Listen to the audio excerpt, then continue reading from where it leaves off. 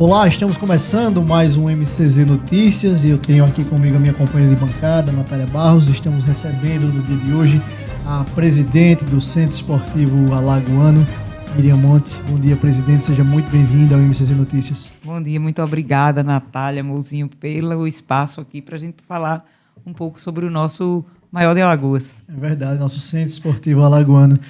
Miriam, eu estou vendo aí no seu punho que você não tem só o CSA no coração, mas também na pele. Na alma. Na alma. Na alma, o CSA está na alma. Conta um pouquinho para a gente, para a nossa audiência. O CSA, o futebol é algo que mexe realmente com as nossas emoções, né? E a gente muitas vezes não consegue traduzir. Mas olha, você muda de emprego, você muda de residência, você muda de marido, de esposa, mas você não muda de time, não é? Mexe com a gente. É uma coisa, uma paixão. É fiel sempre. desde sempre ao time. Sempre ao Agora, time. Mira, e da onde vem? Da onde vem esse amor pelo CSA? É de um pai, é de um avô, é de um irmão que levou a gente ao estádio, enfim, de uma curiosidade por amar um manto, uma cor. Fala onde surgiu essa essência CSA. E por que CSA, né? Não, é engraçado que a família de minha mãe, ela é regatiana, tradicional, tá? A minha mãe é Gomes de Barros. Então, todo mundo sabe que, tradicionalmente, eles são regatianos. Mas a minha paixão mesmo, ela vem de berço com meu pai. Meu pai é um grande azulino. A paixão dele sempre foi o CSA e a aviação. Eram duas paixões que ele tinha. E o CSA, ele também herdou essa paixão do pai. O meu avô, em 1950, foi presidente do clube, né? Inclusive, eu sempre falo que foi uma gestão inovadora na época. Ele construiu as arquibancadas de concreto, os primeiros refletores, as primeiras partidas noturnas do Nordeste, inclusive, foram lá no Mutange. Era um visionário. Era um visionário. Ele trouxe esses refletores da Europa. Então, eu cresci escutando meu pai contando a história de como foi trazer esses refletores, colocar, instalar e tudo, né, naquela época. E essa paixão, ela vem passando de geração em geração. Na infância, isso também, para mim, foi uma questão de gênero. Hoje eu tenho compreensão disso. Mas foi uma questão de gênero de forma muito intuitiva, porque meu pai tem 2 filhas, eu e minha irmã, e eu escutava o tempo inteiro que ele queria ter um menino para poder levar para o futebol. E um belo dia eu perguntei se eu não servia. Né? Então, aquilo eu acho que tocou nele, e aí ele sempre diz, minha filha, porque eram outros tempos, você raramente via meninas realmente indo para o estádio, né? Até pela dificuldade, muitas vezes, você dá um suporte para a menina, uma questão de um banheiro e tal. Era mais complicado. Mas ele começou a me levar e aí ele gostou da minha parceria, né? E a gente era parceiro não só no futebol, eu assistia a Fórmula 1 com ele. Eu agradeço ao meu pai esse estímulo à competição, né? E nós, mulheres, muitas vezes, somos criadas e socializadas realmente para sermos rainhas, mas de espaços muito restritos, das nossas casas. E muitas vezes a gente só compete, é ensinada a competir só entre nós mesmas, entre nós né? mesmas, é verdade. Então, o menino, desde sempre, ele é estimulado a ganhar o mundo. Ele ganha, e isso vem em formas simbólicas, né? Ele ganha carrinho, aviãozinho, bola, diz, olha, é lá fora, é no céu, nos mares. Brinquedo de cientista. Tudo. E a menina ganha uma panelinha, ganha uma vassoura, ganha, né? Então, assim, as panelinhas que eu ganhei não renderam, não serviram. Porque eu mal frito ovo. Eu sou horrível na cozinha. Mas, assim, eu gosto de futebol. Eu entendi aquele meio, eu adorava aquele estádio barulhento. Pulsando, vibrando. Aquilo ali. Então, é algo muito marcante para mim, né? E eu realmente me apaixonei. Então, sempre participei, sempre acompanhei os jogos, mas eu sempre estive na arquibancada. Né? E aí, Miriam, essa transição da arquibancada, do amor pelo clube, para a política do clube. Né? Como é que você chega, por exemplo, ao conselho? Como você é convidado, essa trajetória até virar, aspas, cartola do futebol alagoano? O meu pai, em 2021, disse, minha filha vai ter eleição do conselho. Eu fui conselheiro, sou conselheiro a vida inteira. eu não queria deixar isso morrer, vá, participe. Passar o bastão. Isso, fique lá. Ele é conselheiro atual, inclusive, né? E aí, participe da eleição. Aí eu fui... Na época, eu era secretária de Cultura, estava fazendo um trabalho que tinha uma boa expressão, repercussão. E aí eu fiz uma campanha na véspera, botei na internet, fui eleita, inclusive fui terceira mais votada lá naquela eleição. Aí fui eleita conselheira num universo de 100 homens, né? Eu e mais 2 mulheres. E aí, quando eu entro no conselho, eu disse, poxa, que legal. Aí eu recebo um convite do Omar Coelho, ex-presidente Omar Coelho, e também do Rafael Tenório, dos dois, dizendo, olha, vai ter aqui uma vaga de vice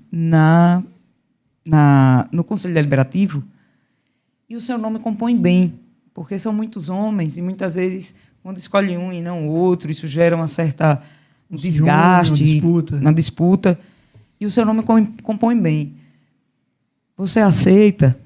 Eu aceitei, fiquei muito honrada, mas deixei claro desde o princípio que eu não tinha a mínima condição de realmente estar ali no dia a dia, porque eu estava na Secretaria de Cultura, tinha toda aquela demanda, eu não tinha realmente condições de me dedicar. Não, fique tranquila aqui, você vai ficar só ali de vice, o presidente do conselho vai ser o Rafael. E aí eu aceitei. Sendo que 2022 foi um ano muito difícil, foi o ano que teve o rebaixamento do clube.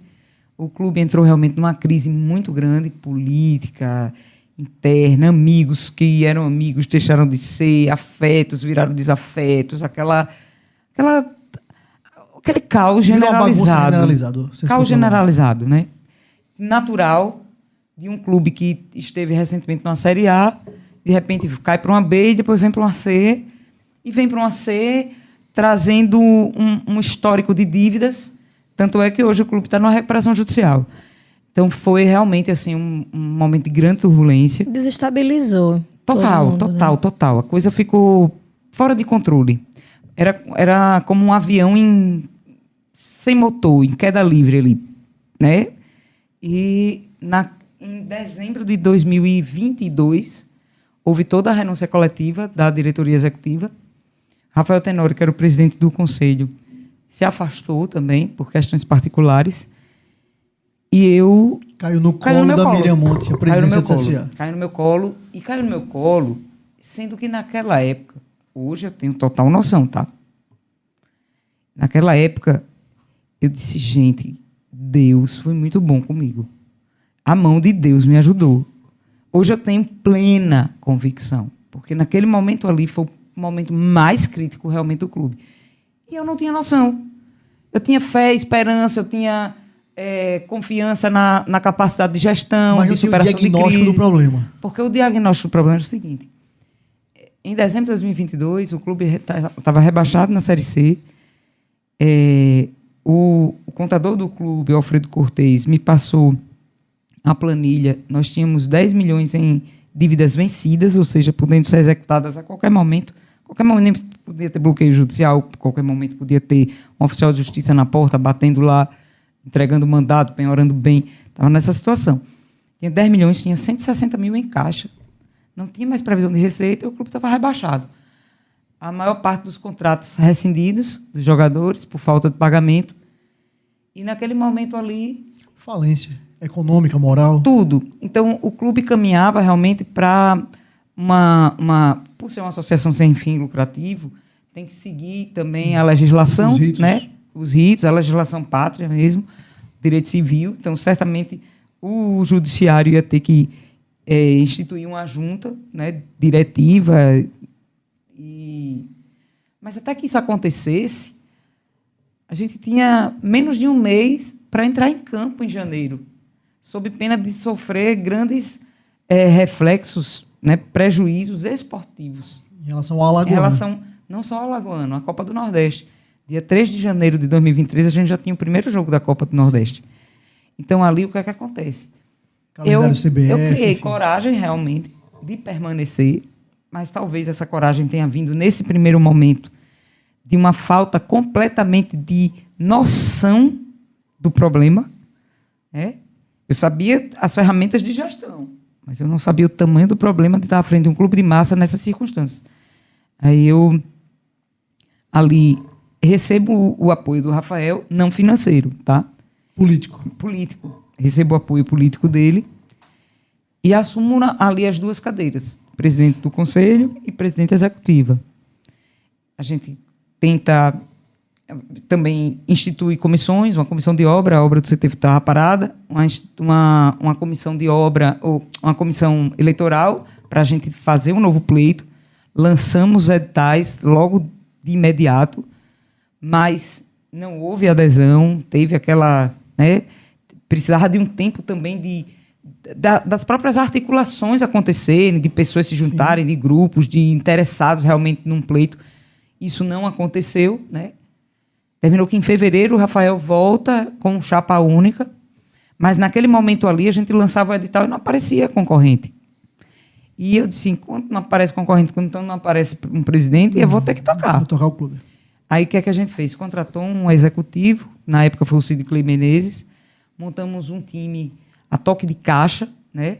O perfil do time foi um perfil de jogadores muito jovens, que vieram realmente para arriscar aqui, porque jogadores mais experientes, com família, eles ficaram muito inseguros com a situação do clube. Eu vou apostar, vou levar família, vou levar filho, vou para uma situação dessa, um clube com uma presidente mulher interina, né? Numa Série C rebaixada em crise. Então, era um cenário muito difícil. Insegurança administrativa, podemos dizer. Muito. E aí, o que é que acontece? Naquele momento ali, a gente consegue negociar 3 jogadores, que ainda tinha no plantel. Foi o Rodrigo Rodrigues, o Igor Gabriel e o Lucas Barcelos. Com isso aí, a gente consegue uns 800 mil em caixa, consegue pagar o pessoal da cozinha, do jardim, né, da manutenção, que estavam em aberto. Começa esse primeiro suspiro, né? E arrisca tudo na Copa do Nordeste. E consegue o acesso na Copa do Nordeste em janeiro de 2023. Exatamente. E aí entram 2 milhões no clube, depois avança um pouco na Copa do Brasil, entram mais 2 milhões, então a gente tinha um cenário de repente. Mas aí foi, de certa forma, o resultado esportivo que trouxe esse caixa. Sim. Né? Poderia não ter acontecido. A responsabilidade administrativa também, diga-se de passagem. Era toda, né? E se a gente não tivesse conseguido esses acessos aí, a situação do clube era insustentável, né? Então, mas aí deu certo, nós conseguimos avançar. E aí, em fevereiro, o Rafael lança uma chapa e eu já estava totalmente ali dentro do processo, né? Inclusive, também conhecendo, porque eu tive que aprender a dinâmica do futebol, trocar o pneu com o carro andando. Eu tive que aprender ali, na raça, na prática. No dia a dia, atuando. E aí eu já estava ali também em contato com os presidentes que estavam ali formando a Liga Forte e conseguimos manter o CSA na Liga Forte. Isso foi muito bom. Isso rendeu para o clube pelo menos uns 6 milhões de reais, né, entre 2023 e 2024. E deu um respiro também, né? Porque a receita da Série C ela é muito baixa. 1.400.000. Olha só. A folha do CSA não paga a folha de um mês. Exato. Não é isso? Exato. Então, é muito difícil. A Série C é muito difícil. Um clube na Série B, o CSA, isso eu garanto para vocês. O CSA numa Série B, se o CSA conseguir esse acesso, ano que vem a gente resolve a recuperação judicial. E aí, Miriam, falando em recuperação judicial, como é que está a situação hoje, a saúde financeira do Centro Esportivo Alagoano, e emendando qual o planejamento para essa, aspas, reta final da Série C, chegando no quadrangular? Fala um pouquinho para a gente. Bem, esse ano nós temos, tá? Nós não temos condições de gastos que não sejam essenciais. Tá? Investimento a gente faz. Você tem que ter a percepção, o discernimento de saber o que é investimento e do que é um gasto supérfluo e arriscado. Então, as próprias contratações que estão sendo feitas pelo futebol, né, lá pelo nosso diretor executivo, que é o Jadson Oliveira, pelo diretor Luciano Lessa e pelo Alírio, que é o coordenador do futebol profissional, essas contratações, elas têm que ser muito Pontuais. assertivas. A gente não pode errar. Nós não temos margem para erro, né? Porque se você contrata um atleta e esse atleta, às vezes por um valor alto, esse atleta não rende, ou esse atleta não consegue entender e se identificar com o clube, você tem ali um problema, né? Futuro, principalmente. Sim. Com a rescisão, né? Então, nós estamos evitando isso. E vejam que o nosso time, ele foi mantido do ano passado para cá. Nós mantivemos uma base. Os atletas que saíram por propostas melhores, questões pessoais, né? Que eles decidiram ir. Mas nós mantivemos o time, a base estava lá mantida. E viemos reforçando. Então, nós temos 3 camadas. O telefone não para. Nós temos 3 camadas aí. Temos um grupo que começou ano passado, e eu digo, olha, vocês são os carregadores de piano. De vez em quando a coisa tá, eu chamo aquele grupo e digo, ó, vocês carregaram o piano até aqui. Vocês vão deixar desafinar?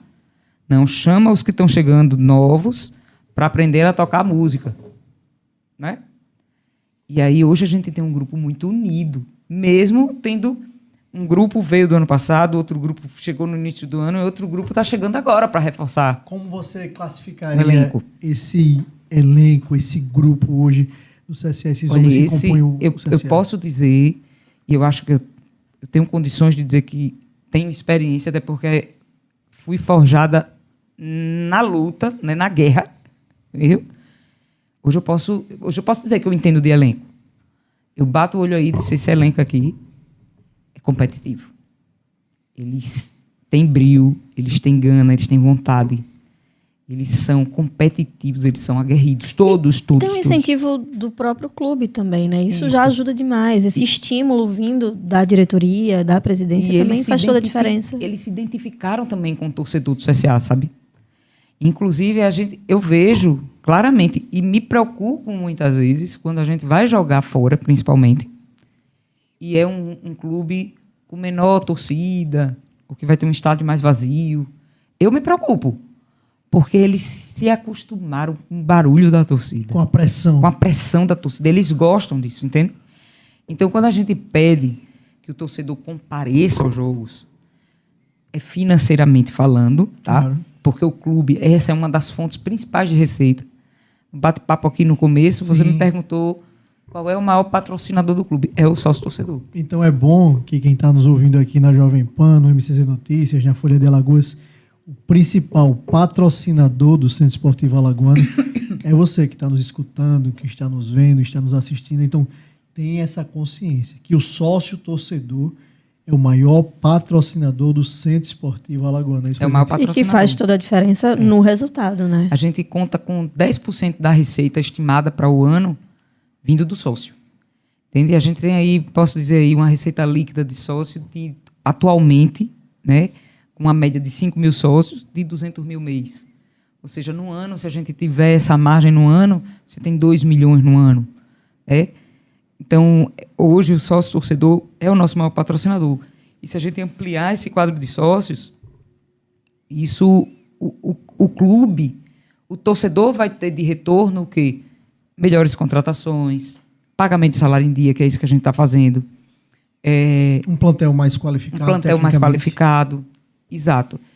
E nós temos aí, nos próximos dias, semana que vem, nós vamos estar lançando o novo site do clube. Tá? O novo site está belíssimo. Primeira mão, presidente, essa notícia? Primeira mão. Coisa boa. Primeira mão. Semana que vem a gente está lançando o nosso site com todas as informações. O site está belíssimo, com informações históricas, né? Então, para aquele torcedor que gosta de ver qual foi a primeira camisa, sequência, está lá. Tem uma seção que está emocionante. Um verdadeiro museu virtual. Isso, museu virtual, sabe? Vai estar atualizado com as notícias e vai ter também o portal da transparência, com tudo que a gente está fazendo na nossa gestão. Não vou ter medo de mostrar a realidade do clube, certo? Não vou ter medo. Vai ter mês que a gente vai estar com uma receita boa, vai ter mês que a receita vai ter caído. Mas isso vai trazer, primeiro, segurança no torcedor, de saber como os recursos do clube estão sendo investidos. E, segundo, vai trazer a consciência também para o torcedor de que ele é a peça fundamental em todo esse processo. Ele é peça dessa engrenagem. Total. Tanto financeiramente, quanto lá na arquibancada, fazendo barulho, impulsionando o time. O nosso time, esse time, precisa disso. Eles gostam disso. E eles gostam do torcedor. Eles sentem falta. Eles se identificam. E eles realmente, hoje, vestem a camisa do clube. A gente vê isso, sabe? E eu estou ali dentro todos os dias. Eu não deixo esse espírito sair desse processo. É o espírito de grupo. Entende? União e força. União e força. E ali todos estão se destacando de alguma maneira. Todos estão se destacando. Aqui e acolá. E eu sou... Aí de vez em quando falam, um presidente não fica fazendo propaganda assim, não. Vão levar o nosso jogador. Minha gente, eu não tenho medo. Eu sinto orgulho de saber que essa pessoa está conseguindo desenvolver todo o seu potencial aqui dentro do clube. E que vai levar o nome de Alagoas para todos os lugares no Brasil e no mundo, né? Hoje, essa semana mesmo, saiu uma entrevista minha num jornal chileno, né? E o que eu ganhei de seguidor do Chile, tudo falando em espanhol para mim no direct. Olá! Nas mensagens.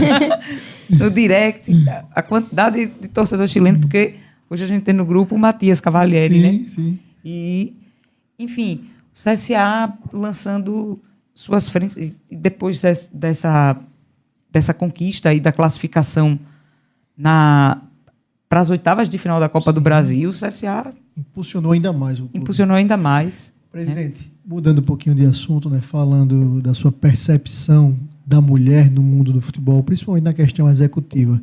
Nós temos um grande exemplo no Brasil, inegavelmente, que é a Leila Pereira, presidente do Palmeiras. Muita gente brinca nas redes sociais, na internet, que a Miriam Monte, Natália Barros, é a Leila Pereira do Nordeste.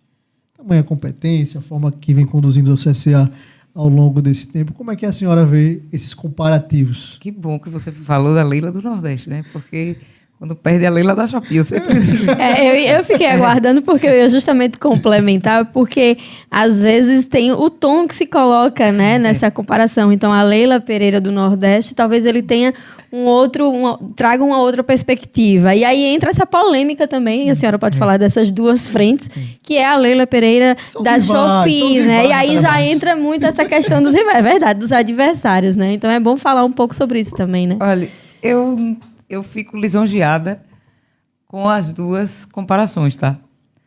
Porque ser comparada realmente com a mulher que tem feito a diferença e tem mostrado para todos a sua capacidade de gestão, né? E isso fortalece outras mulheres, isso mostra que todas são capazes de estarem ali ocupando. Elas começam realmente... A Leila, ela começa a ter a admiração masculina também, e isso quebra uma barreira muito grande de preconceito. Então, essa frente que ela abre, talvez até de forma inconsciente, ela faz sem levar bandeira. Ela faz sem levar bandeira. Natural, sem militar, sem militância. Isso, ela faz sem... Eu acho que eu faço também. A minha forma de agir é parecida, nesse sentido. Eu acredito que ela tenha consciência, porque eu tenho a consciência de que eu estou fazendo isso e isso vai se refletir principalmente nas próximas gerações. Hoje eu já vejo no estádio uma presença muito grande de mulheres. E isso são dados, tá? Nós temos 30% de presença feminina nos nossos jogos. E é uma média 4 vezes maior que a média nacional. E isso eu acredito que tenha reflexo da representatividade, né? Eu vejo hoje, ao contrário do que aconteceu comigo, que eu precisei, de forma muito ingênua até, sem entender, chamar essa consciência do meu pai, né? Disse, me leve. Hoje eu vejo pais levando suas filhas e sentindo orgulho quando eu chego... Presidente, olha aqui a minha filha, tira aqui uma foto com ela. Aí, alguns fazem, ela é presidente, no futuro vai ser você. Então, a gente você já transforma vê... a cultura. Isso. você transforma a cultura. Você já vê um pai vendo que a filha tem capacidade e que pode alcançar qualquer espaço que ela quiser alcançar. E isso é muito importante. Ontem cheguei no aniversário do meu sobrinho, aí a turminha lá dele, 9, 10 aninhos, Miriam, e vindo, e falando, e a gente vai subir. Então, a gente já vê meninos que confiam em mulheres já, né? Gerindo uma grande instituição. O reflexo disso a gente ainda vai sentir futuramente. Eu vou ter a felicidade lá na frente, intimamente. Lá vai aquecer meu coração. Eu falar para os meus netos no futuro, dizer, vovó estava ali, ajudou, fez vai dizer isso. assim, cheguei aqui, isso tudo era mato. E isso também é muito importante também na questão até dos times femininos, né? Isso. Desses incentivos, dos investimentos para o futebol feminino Isso. também. Então, vai abrindo aí esses horizontes, Isso. tanto nessa parte administrativa, nesse espaço de poder também, que até pouquíssimo tempo era totalmente dominado pelos homens, mas também na parte do esporte em si, que também futebol é coisa de homem, futebol é para homem. E hoje a gente já vê uma mudança muito grande. Até as comentaristas também, né? Narradoras também Audiência de futebol. de TV, patrocínios. Exatamente. Então isso já vem mudando muito. Era para ter acontecido bem antes? Era. Mas hoje a gente já tem um novo cenário, né, Miriam, diante disso. Nós temos... É um novo cenário já. Tá? E eu passei uma parte da minha vida refletindo muito sobre as vantagens e desvantagens de ser mulher. Mas hoje, nos meus 45 anos, eu digo, gente, que sorte ser mulher. Porque ser mulher, se a mulher sabe utilizar o poder que tem, né, e é um poder divino, é um poder de criar, de gerar. Eu não falo apenas de vidas, Sim. de colocar filhos no mundo, mas de gerar vida em si, através de toda a criatividade que a mulher tem, de toda a entrega, de todo o amor que ela tem, sim. Tá? Nós somos extremamente racionais. Todas as decisões que são tomadas no CSA são tomadas de maneira racional, na ponta do lápis, olhando caixa, olhando isso, olhando aquilo, olhando os reflexos. Mas tem uma dose de amor, porque a gente... Eu não sei se é biológico, eu não sei se é cultural, eu não sei se são as duas coisas, mas a gente tem um olhar voltado para o outro muito mais desenvolvido. E aí, Miriam, eu quero fazer Isso é fato. uma correlação, o lado humano, a sensibilidade, a tratativa para com o próximo, olhar para um jogador, um atleta, uma pessoa da comissão técnica com um olhar humano, de ser humano, para além do profissional, isso tem feito diferença dentro do CSA? Com certeza. Até porque eu estou ali presente o tempo todo. Eu não vou chegar para o técnico para dizer para ele, Igor, bota fulano, bota cicrano, tira cicrano. Não. Mas, olha, Igor, eu percebi aqui... Você tem uma ideia. Antes de entrar em campo, eu sempre... dou um aperto de mão em todos. E eu apertei a mão de um determinado jogador, pela temperatura dele, eu disse, ele está com febre. Chamei o treinador, disse, está com febre. Como é que você sabe? Chama o médico. O médico viu, estava com febre. É a sensibilidade, Aí é a ele mãe... chegou, Aí ele chegou... E aí tomaram a decisão, perguntaram, você tem condições? Medicaram, né, antes da partida. E ele entrou em campo e fez um grande jogo. Tá? Mas isso aí é uma coisa que eu digo, gente, aí você vai, E muitas vezes eu estou ali presente. Muitas vezes eu não vou estar ali opinando, dando pitaco realmente na questão estratégica, nas táticas, nas escolhas da comissão, do departamento de futebol. Mas eu observo, disse, olha, fulano está angustiado, o que é que está acontecendo? Ah, não, ele está com um problema aqui na família. Vamos tentar aqui ver o que é que a gente pode fazer para dar esse suporte para ele. Agora mesmo, ontem a gente anunciou um patrocinador do clube, a Suporte Saúde. É um plano de saúde. Hoje, todos os atletas, todo o nosso plantel, está resguardado em todo o Nordeste. Coisa boa. Qualquer tipo de urgência, emergência, tá? Qualquer tipo. Senti um mal-estar, estou em casa, senti um mal-estar. Ele vai ser atendido pela rede particular credenciada, Hospital Vida, em todos os exames de imagem, clínicos, laboratoriais, tudo, entende? Internação, tudo garantido. Então, isso daí é a primeira vez que isso acontece num clube, no CSA, né? Mas é aquela coisa, eu não deixo a minha filha sair de casa sem a carteirinha do plano dela. Verdade. Entende? Então, a gente precisa ter essa sensibilidade. Essa sensibilidade a gente tem. Miriam, mudando mais uma vez de assunto, falar de um tema um pouco mais espinhoso, que é a cartolagem brasileira, que é a Confederação Brasileira de Futebol. Como é que você analisa esses últimos anos, desses muitos comandos da Confederação Brasileira de Futebol? Como é que você vê, por exemplo, clubes da Série C, por exemplo, não tendo poder de voto para, por exemplo, escolher o presidente da CBF, os 60 principais clubes do Brasil não ter acesso a isso, se formar uma casta, na minha ótica? Como é que você vê essa política interna da CBF? Você acha que tem uma perspectiva de melhora? Qual a sua análise? O futebol está passando por profundas transformações em todos os aspectos, tá? A formação das ligas, isso tem fortalecido muito, tem formado blocos.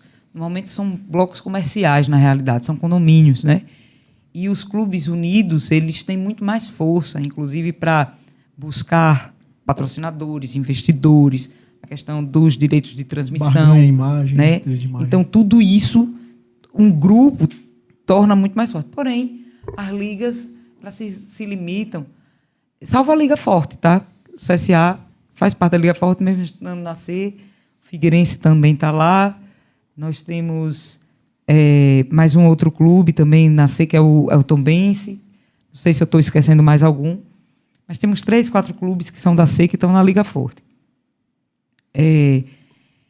Então, a gente tem esse movimento de liga e, a partir do momento que tem esses blocos eles têm força e poder de opinião, e isso interfere, sim. A gente vai começar a ter um cenário de um futebol com maior diálogo, mas a gente também tem as federações que seguem muito fortes e importantes, até porque, como você bem falou, os clubes de Série C, de Série D, os clubes que não têm divisão, eles precisam de voz. Sim. E a voz parte de onde? Das federações que estão ali para brigar por esses clubes. Inclusive, nós temos uma relação muito boa com a nossa Federação Alagoana. Com a FAF. Com o presidente Felipe Feijó. O presidente Felipe Feijó é a primeira pessoa para quem eu ligo e digo: Felipe, a gente está aqui passando essa situação, e ele faz tudo o que está ao alcance dele para viabilizar o que é necessário. Às vezes, uma demanda de uma transferência de um jogador, de taxas, de participação realmente efetiva, de voz. Às vezes é um pleito que o CSA tem que, por não ter direito a voto, quem é que vai levar esse voto? Vai ser resolver a federação. A coisa. Exato. Então, a gente tem esse movimento, está numa verdadeira construção. A gente tem, hoje, a figura das SAFs. Estamos vendo clubes que, estruturalmente, são mais organizados, são mais profissionais, e aí tem um aporte maior de recursos, porque você consegue o investidor, pensando numa instituição realmente com fim lucrativo, aí você consegue atrair um investidor, sabe? Eu não vou investir meu dinheiro num clube que eu vou ter uma política interna complicada, né? Para depois eu perder o investimento. Então, o modelo associativo, ele gera essa insegurança no investidor. Em termos econômicos. Em termos econômicos. Então, surgem as SAFs, mas aí surgem as SAFs com outras polêmicas. A questão da identidade do torcedor, a questão da condução, da responsabilidade, do próprio amor ao clube. Isso tudo, né? Se é um negócio, se é amor, se é apenas business. Enfim, exato. E a gente vê também, hoje, por exemplo, uma Série C. A Série C hoje a gente tem Ponte Preta, Figueirense, Guarani, CSA, Confiança, Náutico. Clubes Hoje a gente tem uma C com cara de B. Sim, robusta. É. O que é que está acontecendo? Que esses clubes estão caindo. E clubes, às vezes, que com uma menor tradição, uma menor torcida, estão chegando na Série A. Né? Estão chegando na Libertadores. Eles estão chegando porque eles têm uma organização administrativa melhor, mais profissionalizada. Eles têm um aporte de recurso maior. Né? Mas e o futebol também vai ficar onde nisso? Assim, o sentimento do torcedor. Eu vejo o que tem acontecido nos clubes aqui. O CSA é um exemplo, o Santa Cruz, o Náutico. Né? Então, tudo isso gera grandes reflexões e eu vejo o futebol em plena ebulição. Eu não tenho como dizer o que vai acontecer, mas eu tenho uma sensação muito forte de que a gente vai evoluir muito. E a gente já está vendo isso acontecer aí no Mundial de Clubes. Né? Os nossos clubes que foram representando o povo brasileiro, sim, claro. Né? O Brasil, todos lideraram seus grupos. A gente tem 2 clubes aí que seguem na competição. Então, isso é... Está todo mundo dizendo que o futebol brasileiro... Brasil e futebol sempre andaram juntos, né? A identidade do povo brasileiro sempre foi muito ligada ao futebol. Podem chorar aí como for, mas é o único pentacampeão. É verdade. É o único pentacampeão. A gente é o país do futebol, continua sendo. A senhora acha que uma SAF, uma sociedade anônima do futebol, daqui a algum tempo, ela vai ser positiva para o Centro Esportivo Alagoano? É algo que não tem como não acontecer? Qual a sua ótica em relação a essa questão da SAF, especificamente? Em relação à SAF, é um tema que precisa, sim, ser pensado e a gente precisa afastar grandes preconceitos. Eu vejo que esse é o caminho, tá? Mas o ideal realmente é que isso aconteça no momento em que o clube esteja confortável. Estruturado. Para que ele não perca valor, para que a torcida tenha poder realmente de decisão, que não um aventureiro não venha tomar conta do clube. Não venha pelo desespero, como a última tábua da salvação. Não. Venha realmente para potencializar. Sim. Entende? Venha para potencializar. Então, hoje, a nossa preocupação, nosso foco, 100%, é o acesso. O acesso à Série B, se eu posso dizer, e eu acredito que o torcedor que estiver escutando, ele vai me dar um pouquinho de crédito, eu acho que vai lhe dar muito crédito, presidente, diga-se de passagem. Vai me dar um pouquinho, me dê um pouquinho desse crédito, só quero um pouquinho do crédito. Confiem que se a gente subir, se a gente vai para uma Série B, ano que vem, a gente resolve o problema financeiro do clube. Essa é a primeira meta, assim, o grande objetivo do CSA hoje seria esse. Você pode dizer? Posso dizer que o meu sonho é esse, é ver o CSA livre de dívida. Miriam, inegavelmente, você tem feito um trabalho importante no CSA, reconhecido nacionalmente, internacionalmente, como você também colocou aqui. Seu mandato se finda em 2027. Qual a sua projeção em relação a CSA na sua vida? É arquibancada? É a poltrona? O CSA nunca é a caneta na mão. Vai sair da minha vida. O CSA nunca vai sair da minha vida. É minha paixão. Todo mundo tem uma paixão? Tem uma paixão. Então, se eu estiver na arquibancada, se eu estiver na política do clube, onde eu estiver, eu vou estar torcendo pelo meu clube. Não importa quem seja o presidente, não importa quem seja... Eu vou estar lá torcendo pelo meu clube. Entende? Eu vou estar tentando contribuir da melhor maneira. Eu vivo o presente. Eu vivo hoje. Eu tenho, inclusive, isso tatuado nas minhas costas. Para não esquecer que essa é a minha filosofia de vida. Eu vivo o hoje.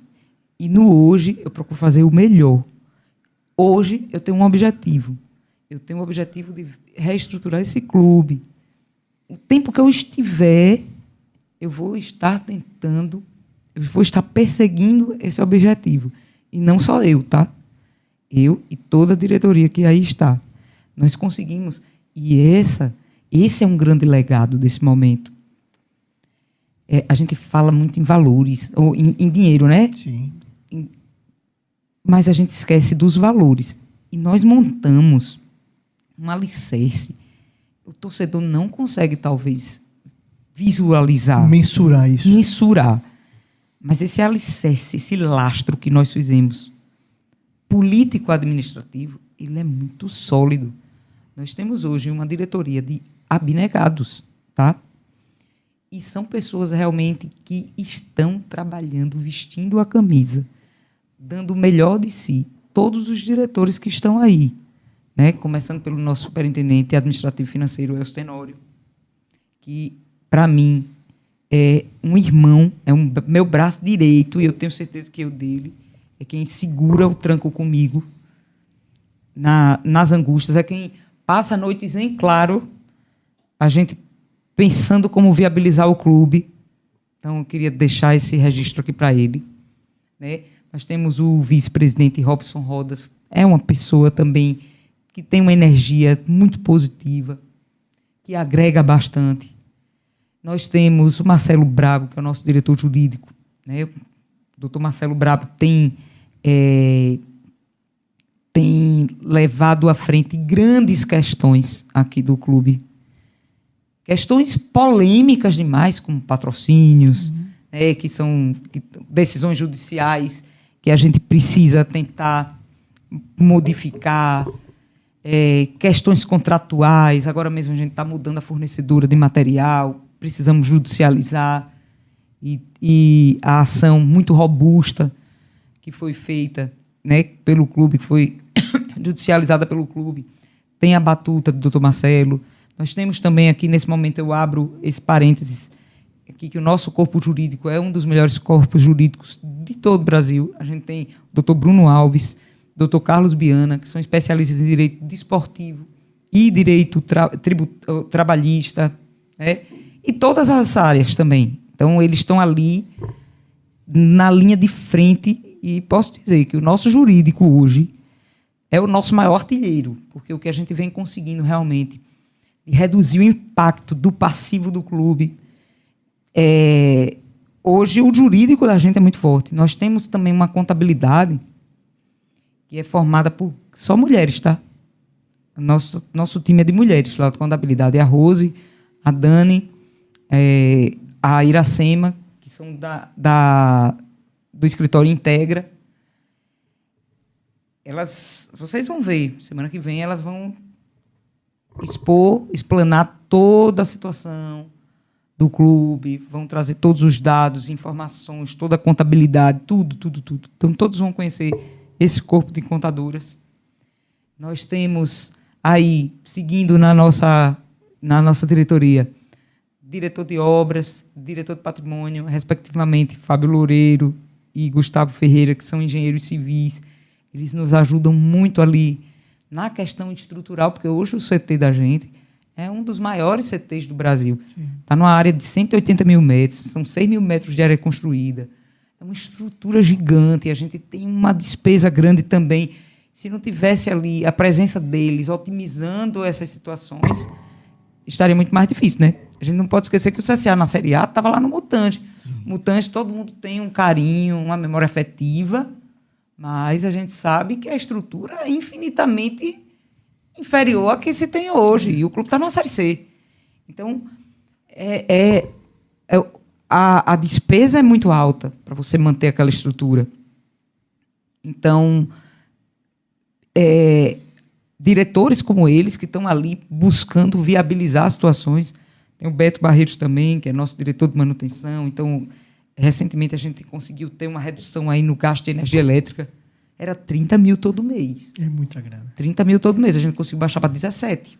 Presidente, Né? qual o recado que você manda para a torcida do Centro Esportivo Alagoano? Estamos a menos de 10 jogos da classificação para o quadrangular final. Qual a mensagem que você manda para a torcida do Centro Esportivo Alagoano? E, percentualmente, quais as chances, na sua visão, na sua ótica, de subir para a Série B do Brasileiro? Olha, nós temos um cenário completamente diferente do ano passado. Ano passado, nessa época, a gente tinha 92% de chance de rebaixamento. Me recordo. Já davam o CSA como rebaixado, né? E nós revertemos. Nas últimas 10 rodadas, nós lideramos o campeonato. e por 2 pontos a gente não brigou pela classificação, né? Então, assim, o futebol é muito dinâmico, mas hoje nós temos 90% de chance de classificação. 0,01% de chance de rebaixamento. Descartado. Rebaixamento descartado. Tá? Com esse time aí, com esse grupo que a gente tem aí, descarte. Agora, como eu falei, a gente tem uma mini Série B aqui na Série C. Sim. A gente tem uma mini Copa do Nordeste. Nós temos 8 clubes nordestinos aqui na Série C. Sim. Né? Então, não está simples. Não está fácil. Não está fácil. Pé no chão. Pé no chão. Agora, o time da gente é bom. É um time bom. Time de guerreiro. É um time de guerreiro e um time qualificado também. Nós temos grandes jogadores que já vieram com uma bagagem e jogadores que adquiriram uma bagagem com o CSA. E eu digo para eles, olha, vocês não fazem ideia de como vocês vão sair daqui. Os que saírem, claro, os que quiserem sair, os que não quiserem... Os que quiserem jogar uma Série B em outro time, porque a gente vai estar na Série B ano que vem, eu digo, nós vamos estar na Série B. A gente precisa mentalizar esse desejo e trazer e transformar isso em ações. E assim, muitos chegaram aqui franzinozinhos, timidozinhos, inseguros.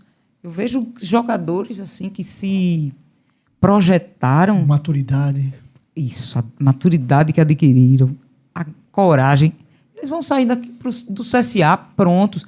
E a gente tem falado, eu tenho falado com vários dirigentes de vários clubes, inclusive a gente tem conseguido alguns empréstimos pela credibilidade que o clube conquistou. Adquiriu. Porque não é todo clube que quer mandar uma joia da sua casa, um jogador que precisa, né, ter rodagem, e tal. experiência. Ele disse, eu vou botar lá no CSA para se queimar? Não vou. Manda. É o caso, por exemplo, do Cachoeira. Cachoeira veio do Fortaleza. Sim. Né? A gente tem aí... e o Cachoeira hoje é uma grande referência do nosso time. Então, eu tenho certeza que o presidente Marcelo Paes não deve ter se arrependido de ter confiado num projeto CSA. E assim tem acontecido com outros clubes, né? E alguns atletas que a gente tem revelado também. É o caso do Brian. O Brian veio do Piauí e hoje o Brian é disputado aí no Brasil todo. Infelizmente, ele não vai estar no próximo jogo, né? Ele se machucou. Então, mas a perspectiva é que no jogo do Vasco ele esteja de volta. Presidente, qual a frase que a senhora tem tatuada? Eu tenho tatuada hoje, né? A palavra hoje. Hoje? Hoje. Então, hoje. Presidente Miriam, para a gente encerrar sua participação aqui no dia de hoje, aproveitando Natália Barros, uma das grandes poetas aqui no nosso estado de Alagoas, qual a poesia que vem na sua mente agora? A minha... Declama para a gente, por favor. Vou declamar, então.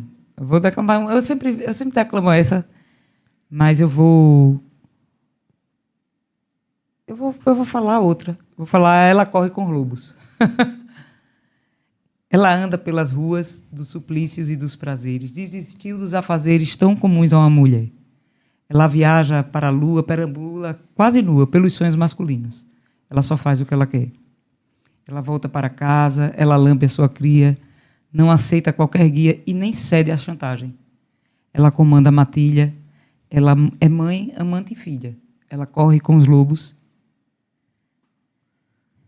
Seu coração é selvagem. Ela sabe que a vida é regalo precioso. Já conheceu o desgosto de negar a sua natureza.